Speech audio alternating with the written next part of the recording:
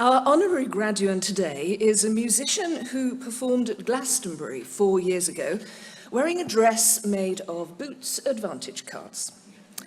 She followed it up in 2022 with a second Glastonbury appearance in an outfit celebrating the domes of Meadowhall, the shopping centre. Making bold, witty, candid and brutally honest statements, both visual and lyrical, has become the hallmark of Rebecca Lucy Taylor, probably better known as Self Esteem. As Self Esteem, Rebecca didn't so much burst onto the music scene as grab it by the throat and dare it to ignore her. Pro-Chancellor, I present to you Rebecca Lucy Taylor, as eminently worthy to receive the degree of Doctor of Music honoris causa.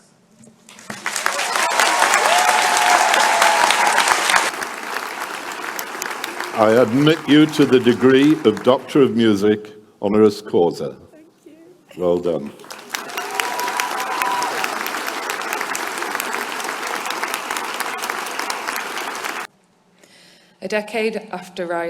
Over a decade writing and recording and touring in an indie band, my spirit was slowly breaking. I entered the music industry exactly the year streaming and downloading became normalised. I entered a music industry where male music reigned supreme, and the token women were only ever allowed to sing a third above the lead singing man, and we had to wear the mandated pretty tea dress uniform, and you maybe got to play a very simple synth line if you were lucky.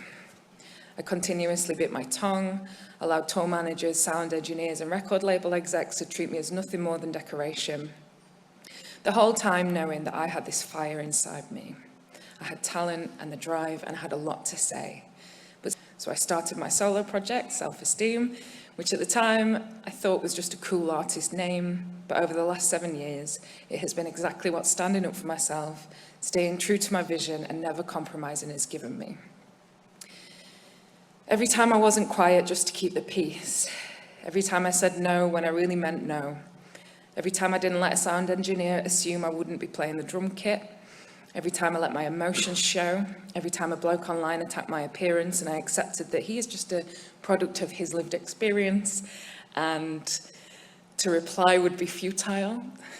Every time I surround myself with people who accept me for exactly who I am. Every time I've been brave, when I proudly exist in my skin, when I respect myself, when I remember there is simply not enough time left to doubt myself, it's completely pointless to ever think you're anything other than the absolute tits. Despite this, when I was asked if I could accept this honorary doctorate, my first thought was, well, no, I don't deserve it. Everyone will think, who is she anyway?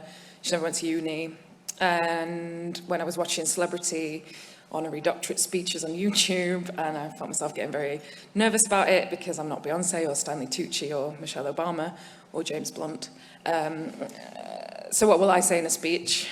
When this morning I looked in the mirror and I didn't know if I looked good enough, I realised the journey is never over. Everything I said about believing in myself doesn't come easily or naturally. It's a lifelong practice. I have to wake up every day and commit to it. You all committed to something, whether it came easily or naturally, whether it was a struggle, when it was boring or maybe really, really hard. You committed during the exhilarating moments of something making sense. The glorious moments where something falls into place. You committed when you weren't sure you'd get through to the end. You committed during a global pandemic. And you're here, achieving, believing, committing, and choosing what's good for yourself. You're now at the bottom of a new mountain. And the top of the mountain is the end of your life. And you and me are just going to constantly be going up it.